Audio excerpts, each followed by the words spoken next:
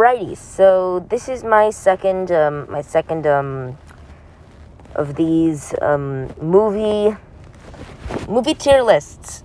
So I'm not joined by my friends today. We did our airplane tier list and our fast food tier list. But I will be doing this movie series by myself. He will join in occasionally, but today we are going to be looking at the X-Men movies. So at the top we have Uncanny, of course referring to the Uncanny X-Men show. Then we have Great, Good, Okay, Bad, Awful, and X-Men Origins Wolverine, respectively. I think you can guess where that's going to go. Alright, so we're going to start with X-Men. I really like the first X-Men movie. It's criminally underrated. I think it's great. It has a great plot, great characters, amazing acting. The visuals are pretty good for its time. And I like how it sets up this great universe with wonderful characters and the lot. Also, Wolverine, perfect casting. I mean, perfect casting. You could not get a better actor to play Wolverine. That's one of the best superhero castings in movie history. Alright, so now we have X2, X-Men United. Probably, no, it's not the best X-Men movie, but it is definitely uncanny. This movie is so iconic. The villains, the characters, Wolverine in this movie, and I mean, Nightcrawler. The opening scene is so good. That opening's William Stryker, I mean. No, and they really screwed him up in the later movies, like Origins, which we'll get to. But anyway, I think this is good. Also, I'm going to add a row below for, well, no, I don't need to because I've seen everything here. Forget about it. I was going to add a row below for things I haven't seen, but I have seen everything except the Deadpool movies. It's true. I haven't seen the Deadpool movies. So I'm just gonna go here and I'm gonna put in gray. Haven't seen. Alright, so now that we've done that, let's continue. So now we have X-Men The Last Stand. It's bad. I mean, it's really bad. The movie is just so boring to watch, and it's so tedious, and it's not a fun experience. Like, you watch it, you really just want it to end. Like, the plot is not interesting whatsoever. Jean Grey, the whole thing with the Dark Phoenix, I mean, they tried it twice. It could be great, but they just don't do good. Like, it's a very interesting plot line, but the writers do not know how to write it, which is a shame. Imagine if Bryan Singer did the Last Stand. Then we wouldn't have a Dark Phoenix, which we'll get to, which is even worse. Alright, so then we have X-Men First Class. Easy. Best X-Men movie. This movie is so good. It has this refreshing feel to it. It feels like a superhero movie. It feels like an X-Men movie in a way that none of the others do. It just feels so nuanced. It feels so original, and it feels like getting the team together. It's just such a good superhero origin story movie, and the way it ties into the rest of them with X-Men Days of Future Past, which we'll get to. Magneto, he is written masterfully here. Also, the recastings for all of the younger X-Men, it's amazing. Just amazing. I really like the idea of how they made what's it called? This Professor X. How they made him paralyzed. I think that's pretty original, although it makes no sense considering X-Men Origins, which we'll just pretend doesn't exist. But anyway, okay, so now we have X-Men Days of Future Past. I don't know. I'm just gonna put it in Uncanny. I'm sorry. I did it. I did it. I did it. I did it. No, nothing can be said, okay? It's just done. I love this movie as well. It's a great film. It's an amazing watch. It's just, I mean, what you'd want from an X-Men movie. This crossover with all the characters that we've set up throughout the first X-Men trilogy, and then these new movies. It's very well done, and I just love it. I love it. I mean, couldn't have been done better. So, all in all, I mean, here it is. Now we have X-Men Apocalypse. Okay, this movie, it's okay. Should I put it in bad? I don't know, because people like really hate this one. It's okay. It's okay, but like if I put another one in okay, this one's gonna be the last okay. So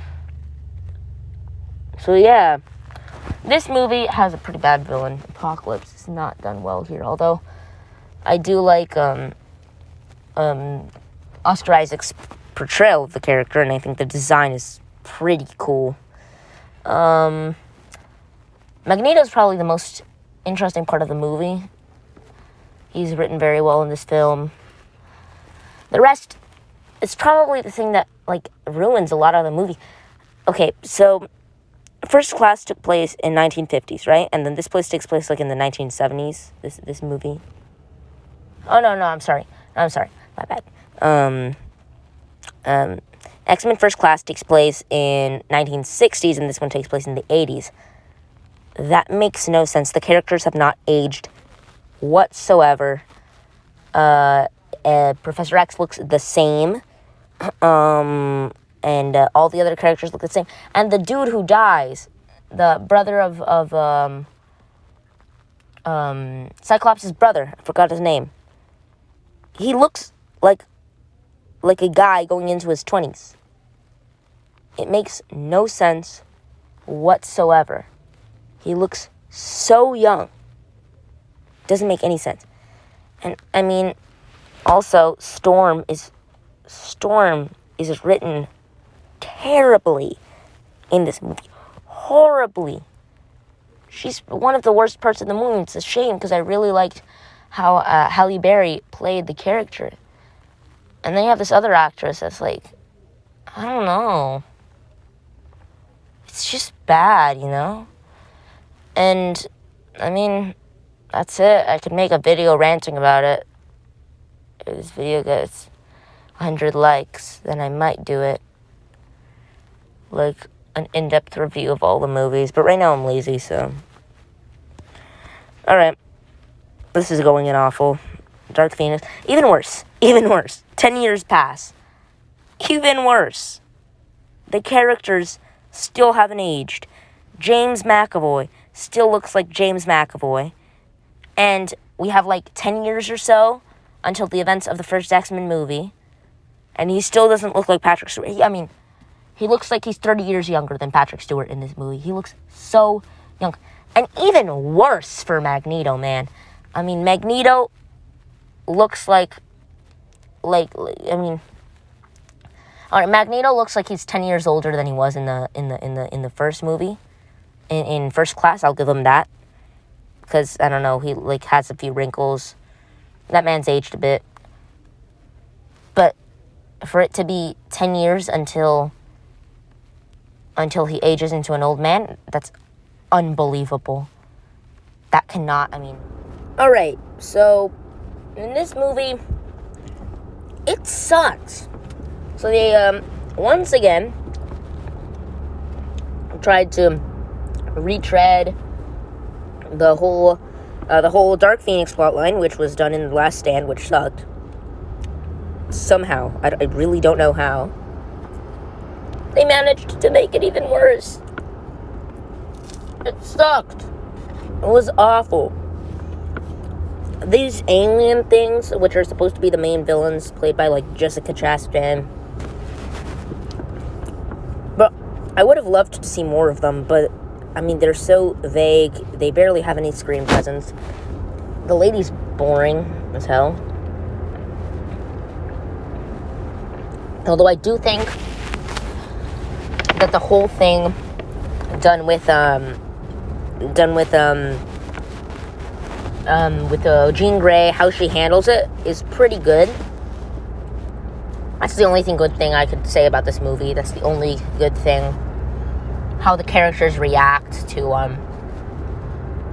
her becoming it seems pretty believable. It's just what happens is that it seems like they've gotten to be very good friends with her, but since we've basically skipped a decade, you know, it doesn't exactly feel like it. So it feels like there should be 1 or 2 movies in between that. But then again, this is a failed franchise, so who am I to say? So yeah, all in all, this is a failed franchise. Could have been better, but they did so bad. I had so much hope. So much hope in this franchise. And it's sad because both attempts, which turned out to be the same universe, which was the original trilogy and this quadrilogy of sorts, ends in a low note with the stupid Dark Phoenix. It's because of the Dark Phoenix. I genuinely think it would have been great if we had another movie that was directed by, I don't know, like Bryan Singer. Could have done just imagine a Bryan Singer X-Men Dark Phoenix movie. That would have been so good. I don't know who made this movie, but this is bad shit. This is bad. So, X-Men Origins Wolverine. It gets its own little terrible, terrible little thing. This thing is hot garbage, man. This thing is hot garbage. Who made this movie? And why did they make this movie? It's beyond me, really.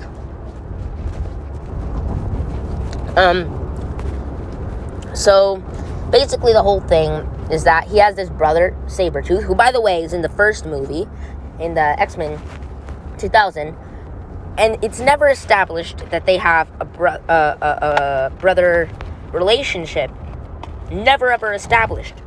And even worse, they end on a happy note in this movie.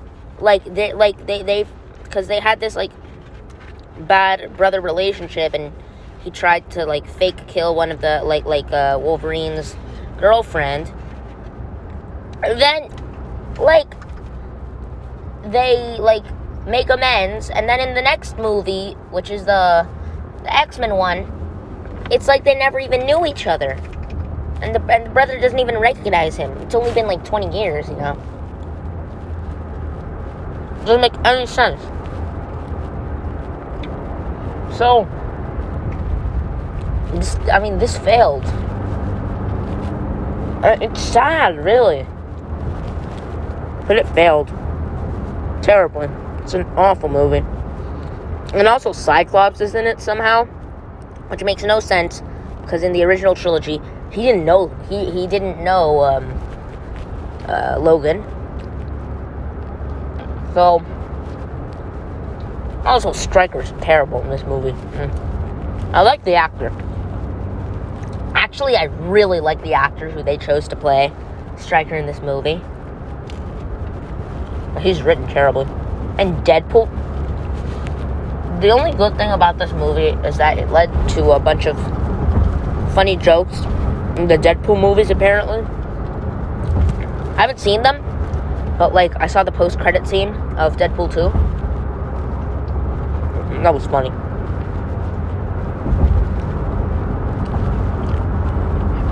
Alright, next. So next we have the Wolverine.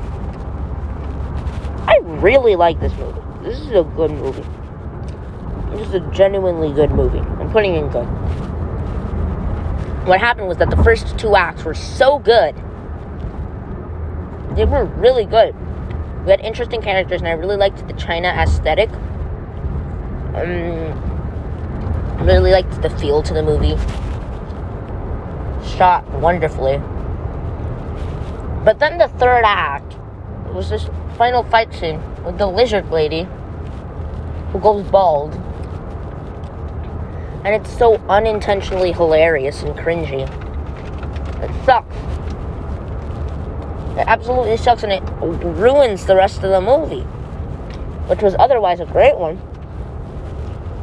And the Wolverine love interest lady isn't that bad here. I mean, it's not as bad as Jean Grey. I mean, that was done terribly in the original 3 X-Men movies, because she already had a boyfriend. So it kind of like, I don't know. And then the one in Origins, well, everything's bad about Origins, except the memes. But the one here, the Chinese dude, Chinese lady, she's actually pretty good. So yeah, that's that movie. Logan, it's coming in second place for me. This is a really good movie. This is a really good movie. The whole thing with him starting to get old. I mean, imagine if this was the last movie in the franchise. Imagine if we didn't have New Mutants and we didn't have Dark Phoenix. I mean, this would be the perfect end to a franchise. Alright? So it's truly a shame that it ended like that. Like with the New Mutants. But this movie, it gives me so much joy on rewatch. It's such a charming film. I mean, it's depressing. It's a Western, right? And he's taking care of this girl, Laura. I forgot her name or something. Clara? No, Laura. So yeah. He's doing that. And then, Patrick Stewart's in this movie. Professor X does his best performance by far. It's a very different take on the character. And I mean, I really like it. The ending is super sad. I actually cried. And the nods to the X-Men movies before are also pretty good. So, moving on. Deadpool 1, Deadpool 2. What's going on? Okay, there we go, sorry. Deadpool 2. New Mutants. I saw New Mutants on an airplane, actually. Check out my airliner video that I made sometime back. So New Mutants, I'm gonna have to put it in awful, but I will put it above Dark Phoenix. I'll give you that. And you know what? Yeah, I'm just gonna put it in bad, but it's below Less Than. This is a really bad movie. I mean, I didn't even know the New Mutants existed. And, I mean, I shouldn't judge a movie like that, because Guardians of the Galaxy, nobody knew what those things were. And then, that film was one of the best in the MCU. So, this is just a really bad movie. The characters suck. There were some characters that didn't even need to be there, like the Argentinian dude, the Spanish dude. He didn't even need to be there. He was just there to have abs and look hot. But the movie, you see, it has a pretty bad villain, because the doctor lady, she's like, I don't know, she like, in the beginning, she's like so loving and caring, and automatically she just switches. And they were gonna have this whole plot line that connected to like the end credit scene of Apocalypse and the Logan movie, which was like with the corporation. that went nowhere. And also, this movie was in production hell. I mean, it was going to come out like in 2017. Came out in 2020 in the middle of a pandemic. No one saw this movie. It was so bad. I mean,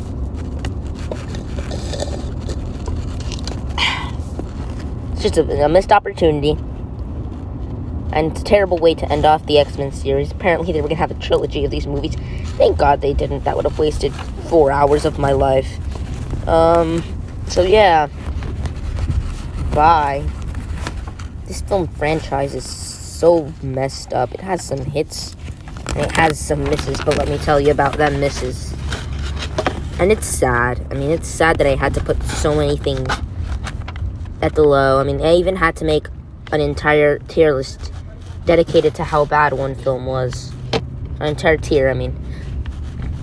This is sad. I mean, at least it has some good ones. At least it has some good ones, and the good ones are really good. So hopefully we remember those, and we continue, and I don't know, learn from the mistakes. The mistakes. Alright. I'm gonna download this.